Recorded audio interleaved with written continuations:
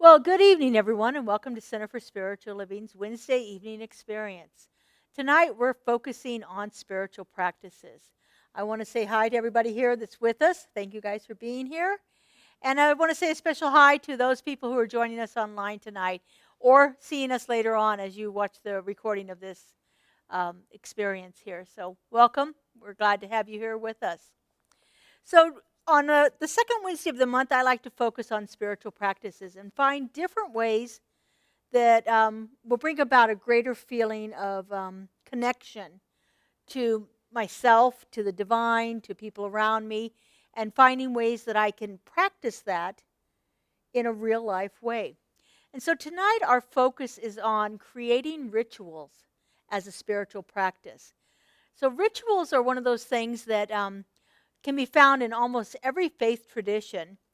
And I'm rather an eclectic kind of person. I like to go around and find lots of different rituals from lots of different faith traditions and see how I can incorporate those in my life. It's not about appropriating anybody else's belief system, but it's about looking at the sacred that's in another tradition and seeing how I can relate that sacred experience to my own spiritual practice. And so I love to find all the different things, the different Celtic religions and all of the different traditions they have.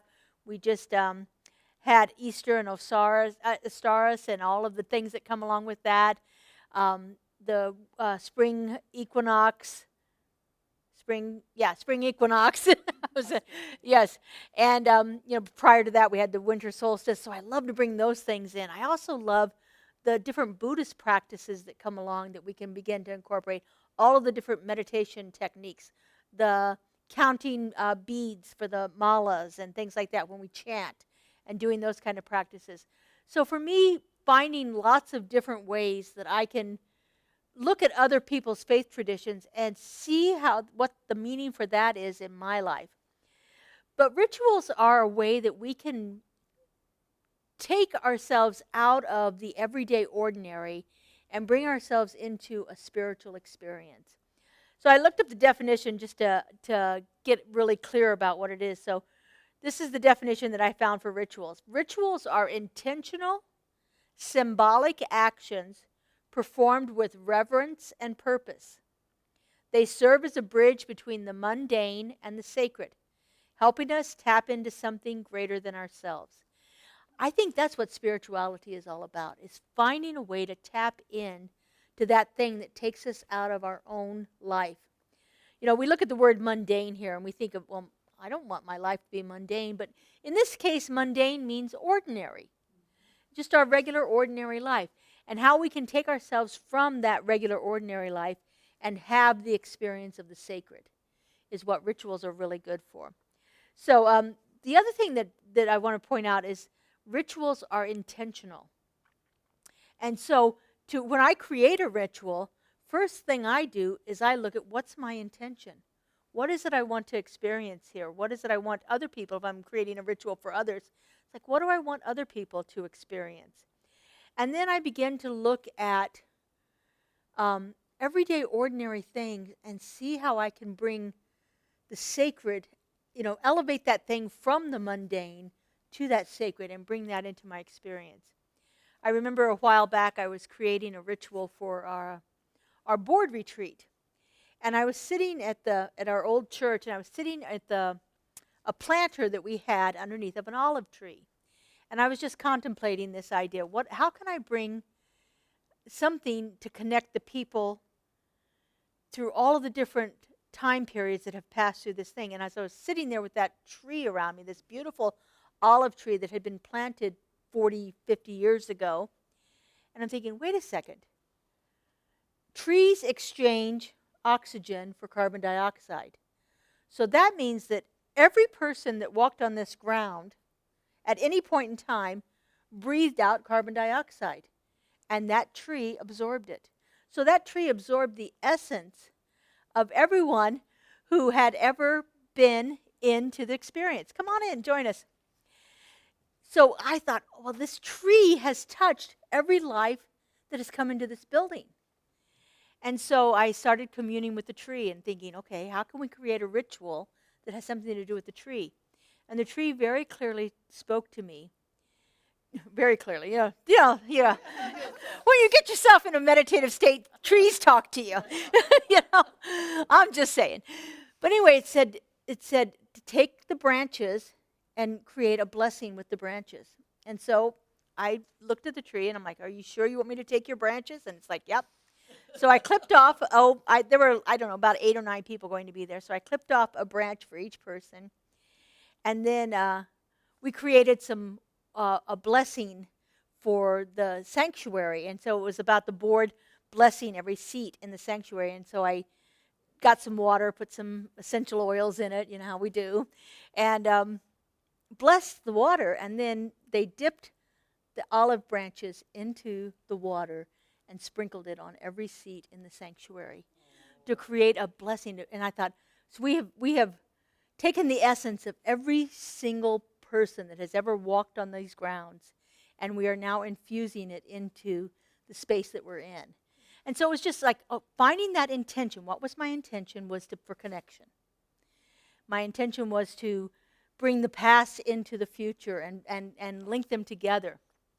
My intention was to create an experience for the people that were there. And so when I began creating the ritual by focusing on what my intention was, then everything just unfolded for me with that. So again, it's a bridge between the ordinary, everyday things and the sacred things. So some of the benefits of a ritual is that they ground us in the present moment. When I did that ritual, I was actually linking it to the past, but it was all about what is happening right now for this center. And so it's like anchoring us, no matter what's going on around us, all the chaos of life, all that stuff that's going on, this will anchor us right in that present moment and keep us self-centered in it. Rituals create a sense of continuity.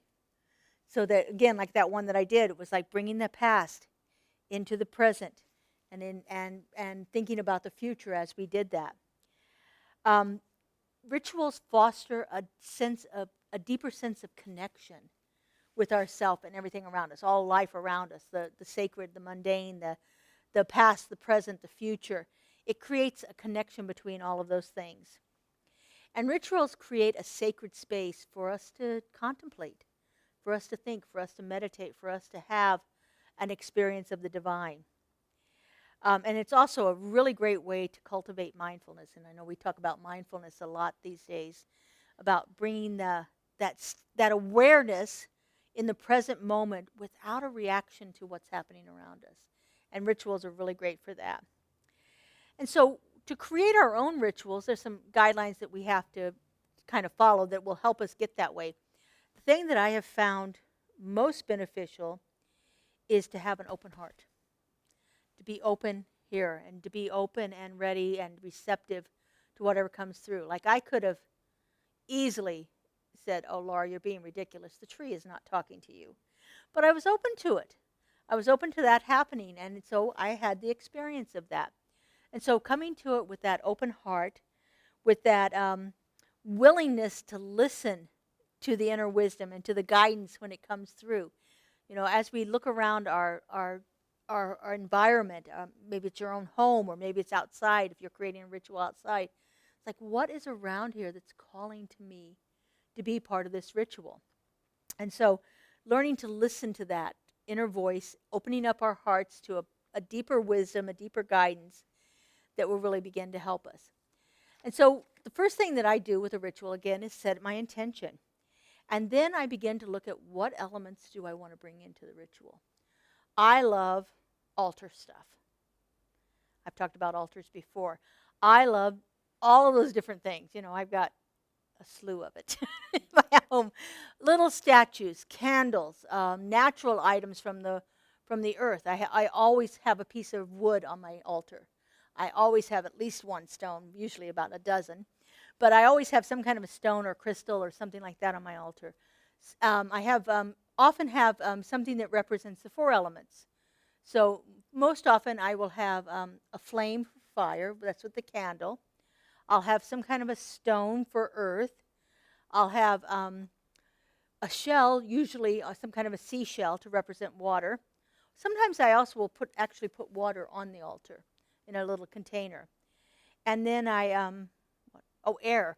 I usually bring a feather. Feathers are really, really, really symbolic of a lot of things. I know a lot of people find feathers and they find it very meaningful when a feather crosses their path. And so I have feathers on my altar also. Sometimes I bring in the Chinese elements of also bringing in wood and metal in there too. So I like that idea too. Those are the other, see, in Chinese medicine they don't have, I don't think they don't have earth. They have metal and wood. And then they have air, water, and fire. So creating a sacred space for your ritual. If you want to do a ritual outside, which is a beautiful place to experience a ritual, that's great. Make it sacred.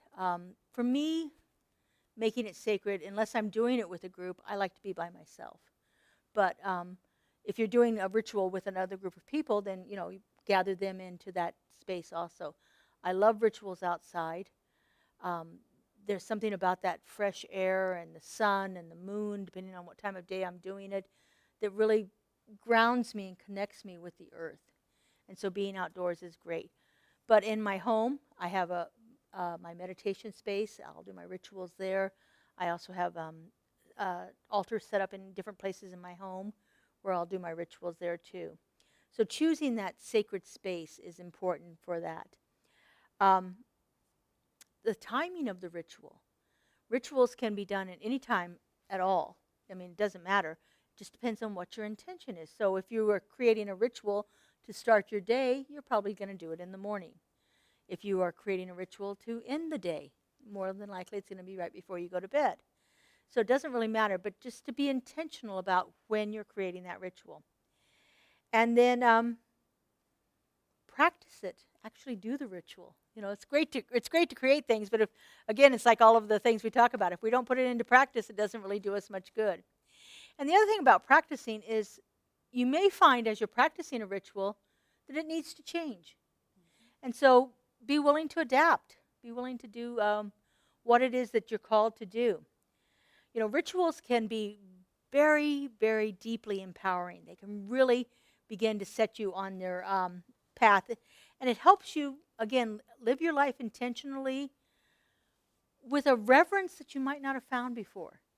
Because you're tapping into that sacred. And so there's a spiritual reverence that goes along with that.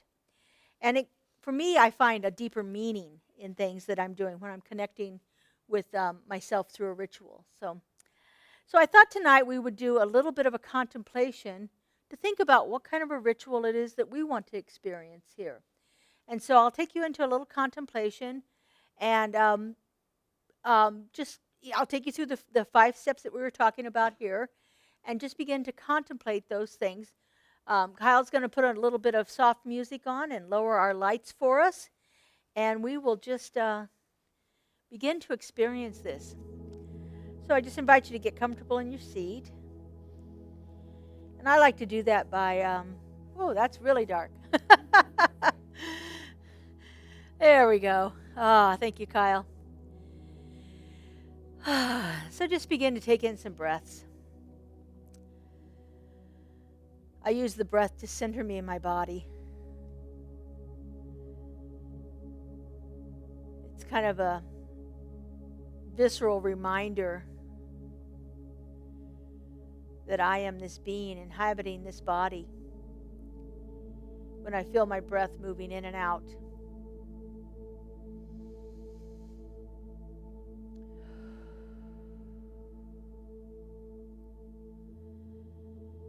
And just notice your body as it touches the chair. Or if you're at home, whatever way that you are sitting.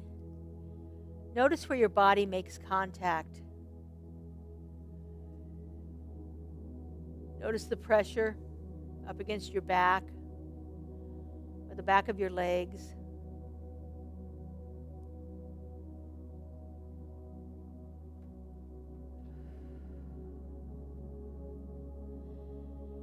And notice your feet touching the floor. Pressure against the soles of your feet from your shoes. resting on the floor.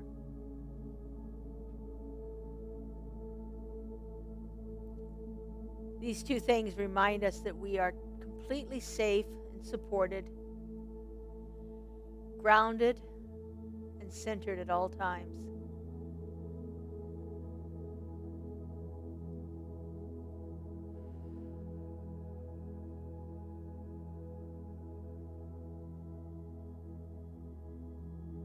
And oftentimes when we're doing a contemplation like this, our bodies will distract us. So let's just give it a little attention right now by just simply doing a scan of our bodies, and just notice if there's any part of your body that's calling your awareness to it.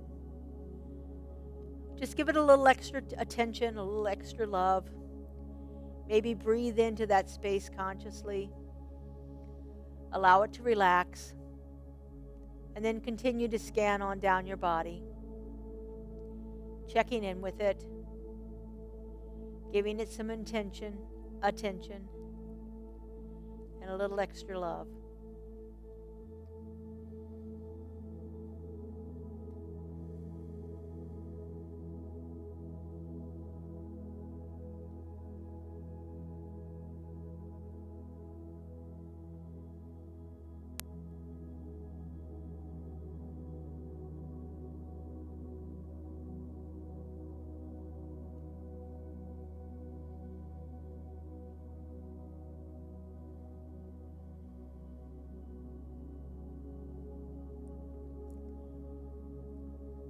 And so tonight, as we contemplate the idea of creating a ritual, let's begin by focusing on what would be our intention for having a ritual. Perhaps you are thinking about a way of expressing gratitude. And so your intention may be to find a ritual that supports that. Or perhaps your focus for a ritual would be on forgiveness or connection. Maybe your ritual is a way to start your morning purposefully and mindfully.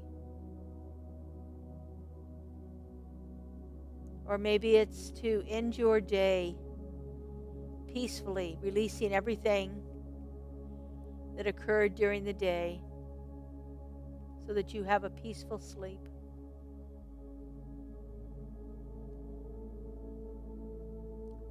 So just take a few moments and contemplate your intention for a ritual you would like to create.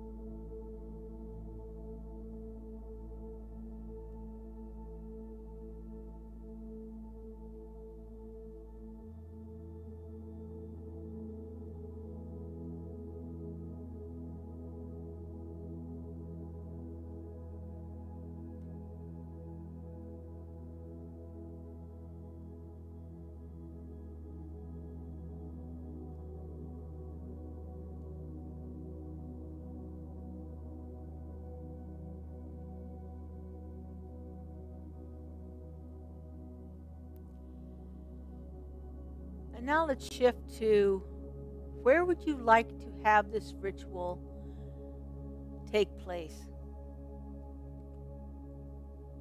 Is this going to be an indoor ritual, an outdoor ritual? Is it going to be in the woods or your backyard or in the desert?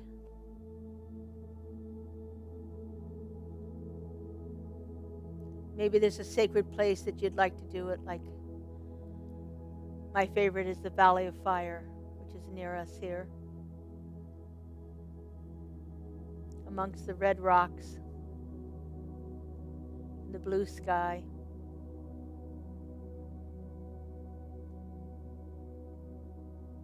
Perhaps it's in your backyard, at a table that you've set, have your morning coffee at.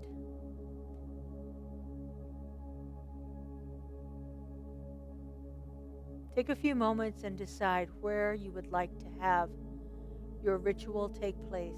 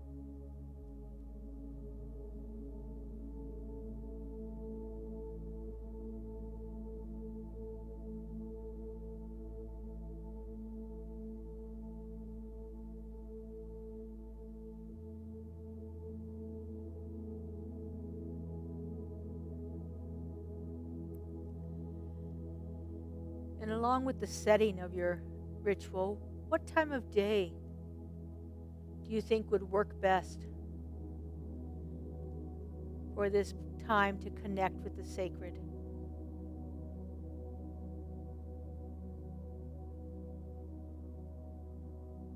Are you looking for the morning or the evening, bedtime, or a mid-afternoon break? Take a moment and contemplate the ideal time for you to participate in this ritual.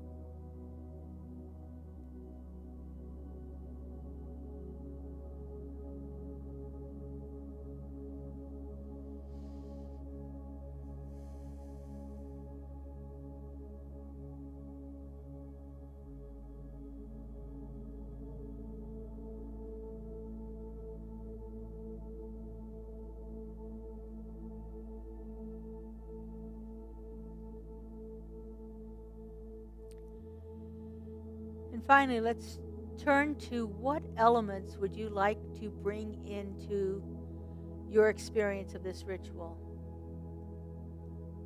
So just take a moment and think about the things that you already have in your home, or the things that you might find in nature if you are out and about. Perhaps you're looking for a candle to be that guiding light. Or as I spoke of, the symbols of the elements or the directions.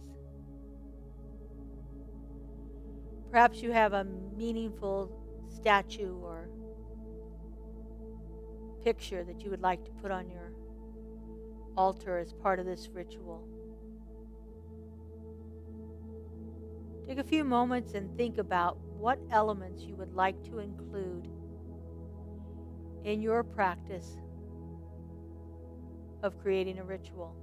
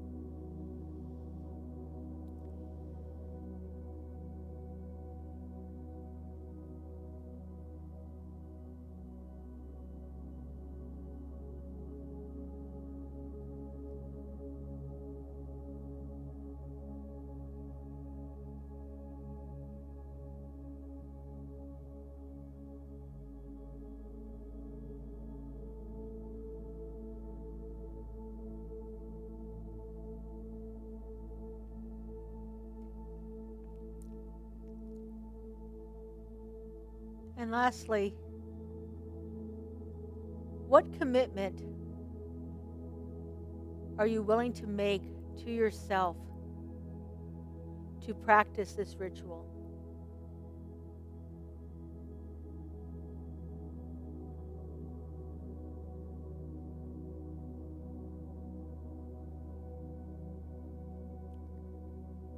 Rituals are wonderful, but they do us no good if we don't practice them. So, how are you willing to commit to this?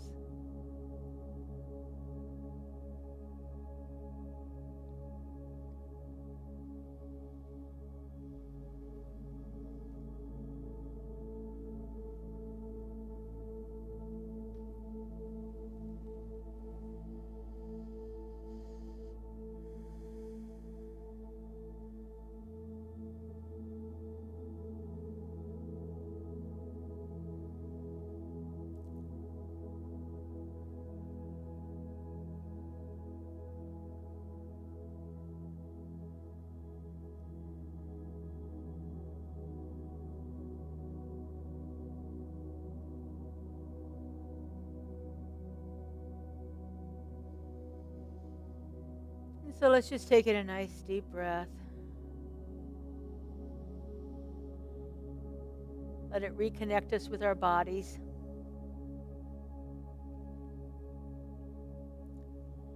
And once again, notice the chair beneath you.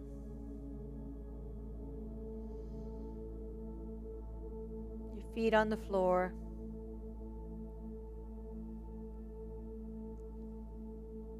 Maybe just begin to gently move your neck, shoulders, your body. Wiggle your toes and your fingers.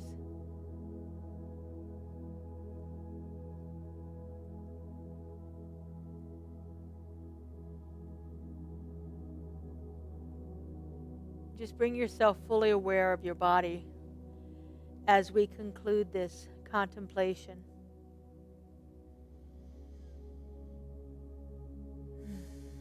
And when you're ready, go ahead and open your eyes.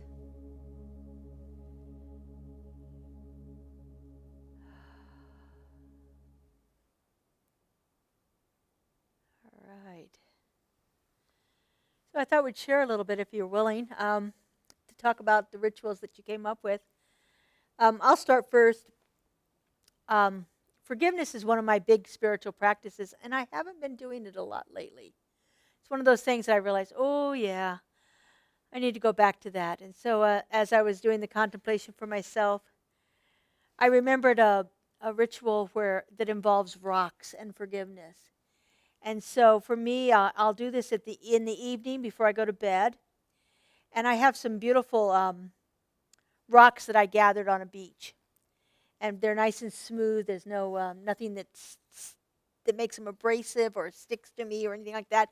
So they're really good for this kind of a ritual because nothing's going to get stuck in them. You know, I don't want anything that's got harsh edges on it for this kind of ritual, because forgiveness is about letting go. And so what I do is each night we'll pick up the rock, one of my rocks, and whisper into it what it is I want to forgive. And then after I've done that rock, I'll put it down and grab another rock and whisper something else that I want to forgive. And I do that with all the rocks until I feel like I've completed my forgiveness for the day. And then I take the rocks and I wash them.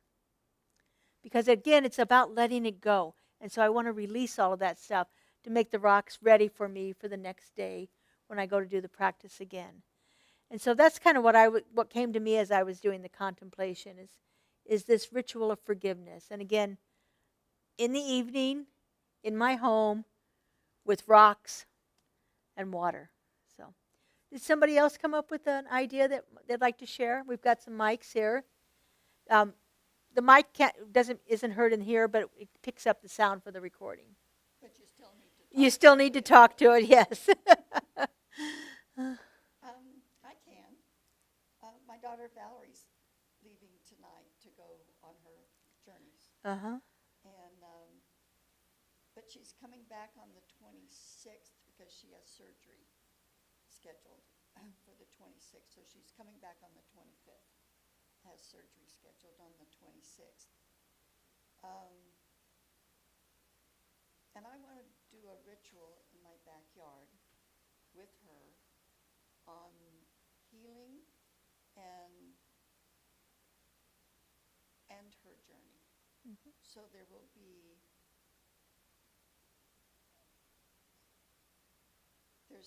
there'll be two paths, Mhm.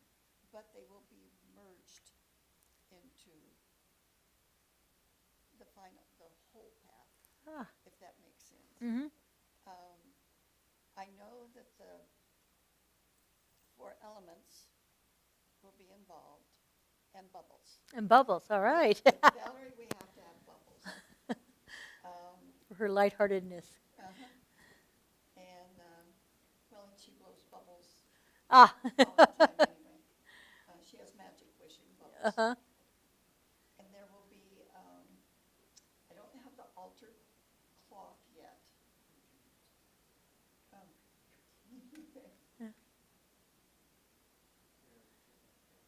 All right. So all that talking. That's okay. We'll just go from there. So we're I've got to find an altar cloth that's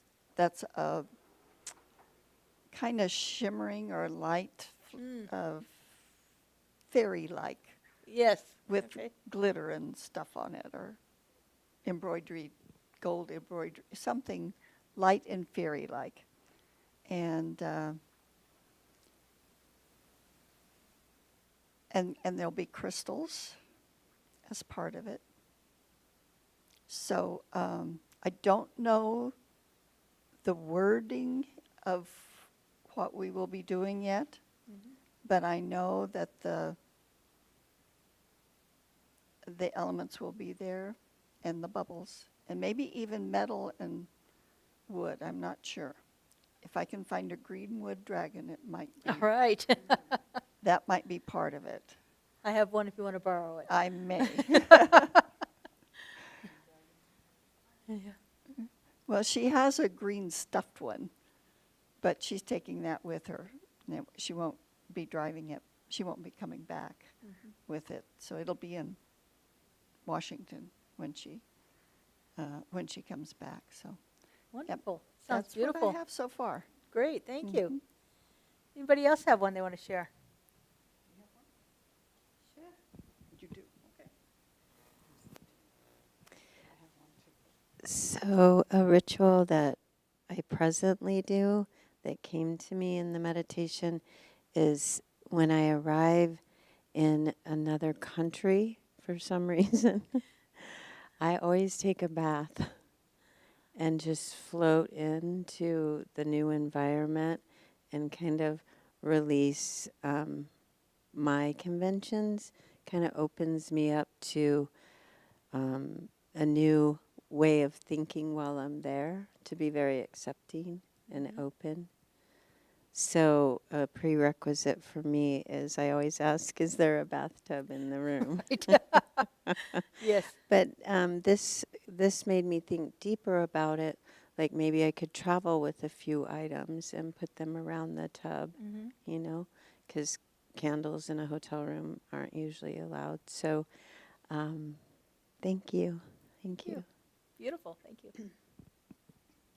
And I have one, and you can always use those little candles that aren't really candles. The little, I get them at the dollar store, but Right. you know you can buy high-end ones too, I think. You know, I had several different rituals going through my head that I've done in the past and that I've done recently, and this is kind of a season where a lot of rituals are being done. I went to an Ostara ritual, where that's a pagan ritual to welcoming the spring equinox, and very fun, very exciting. And I did, and I've been to 2 iftars, which is the ritual for ending fast on Ramadan. So rituals have been happening here in my little orb. But some of the rituals that I do for myself One came out and was very strong, and it has to do with rocks too. I have lots of rocks. And I have a lot of river rocks in my backyard. And I started doing this ritual with my granddaughter.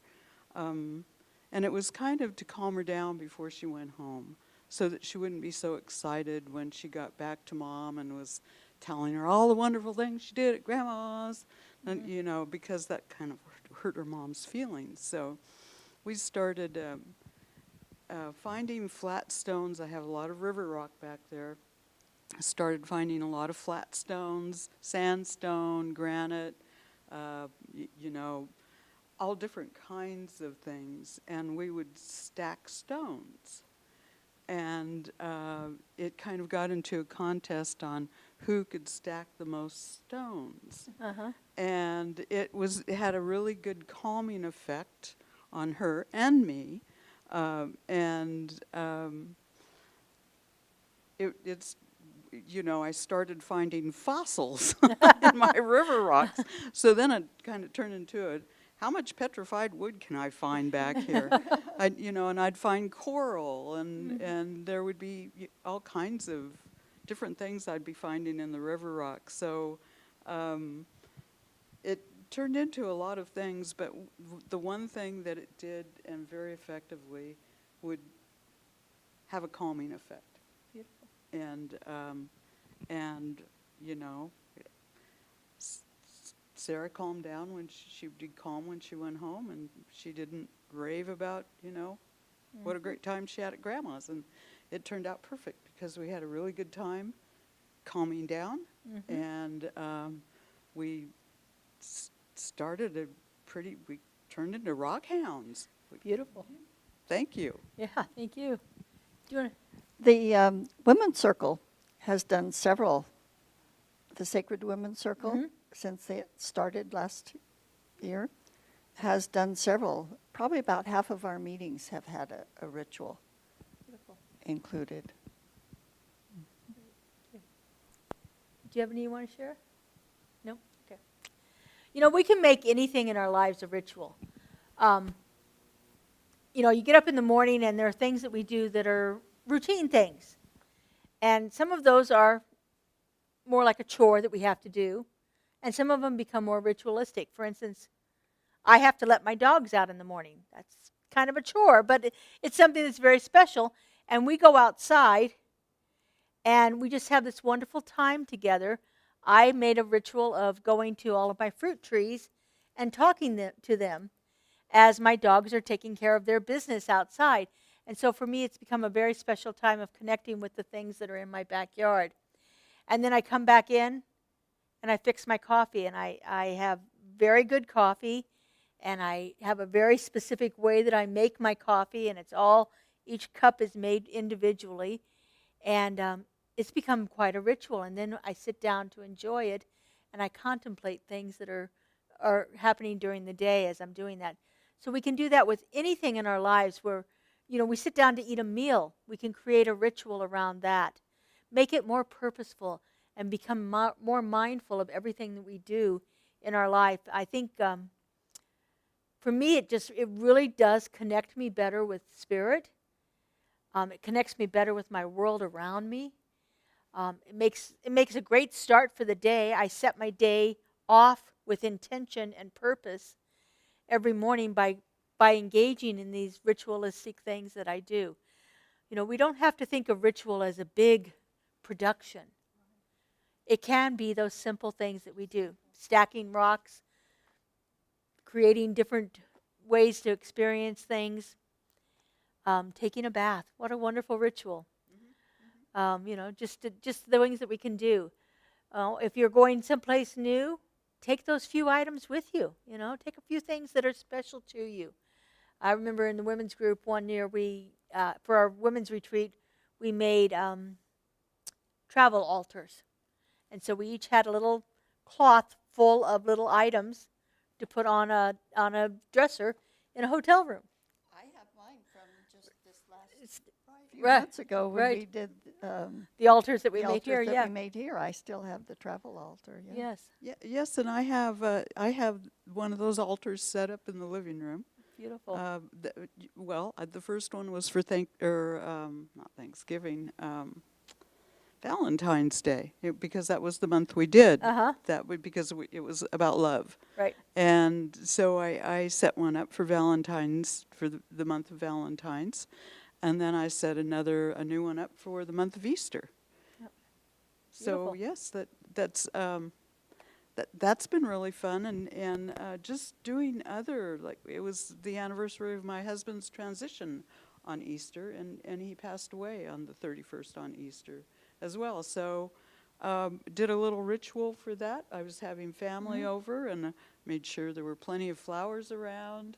I got out photographs so that we could reminisce. Nice.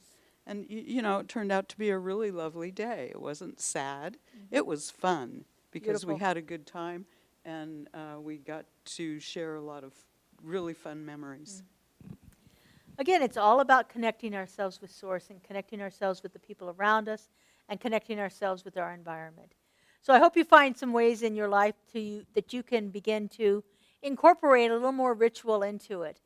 I appreciate all of you guys being here tonight with us, playing along. Did you want to speak now? You have the microphone. I thought maybe you might want to. I'm not sure if it's a ritual, so I wasn't really sharing it. But what I do every morning, I get up, I get the newspaper, I bless all the living things on my property. Every tree, every bush, every flower, every little cactus, and it makes me feel really good. I get connected. And then I go back in and I go and meditate. But before I meditate, I probably spend 1 hour and bless everyone I know. Everyone I know by name. And when I don't, or I say, Lord, if I don't remember the name, I bless everyone I know, their face. And that takes a long time because Yes. I'm getting to know more and more people. But I would say that's my only ritual. And then I go into meditation. Beautiful. That's lovely. Thank you. And what a wonderful thing to bless the world. So, well, thank you all for joining us online, and thank you guys for being here with us in person. We have a little bit of fellowship out there, some cookies and water and things to drink and so forth. And those of you that are joining us online, if you'd like to share your ritual with us, we'd love to hear about it. Type it in the chat, and I'd be happy to respond to those. So have a beautiful and blessed week. Next week, we are focusing on the mystics, and I can't remember who it is. I think we're going to with Paramahansa Yogananda, but I'm not positive. I'll have to look that one up. He's coming up soon, but I'm not real sure if it's this week or not. So anyway, we'll be talking about mystics and how their practices have been a benefit to themselves and to the world around us. So have a great week, everyone, and we'll see you all next week. Bye-bye.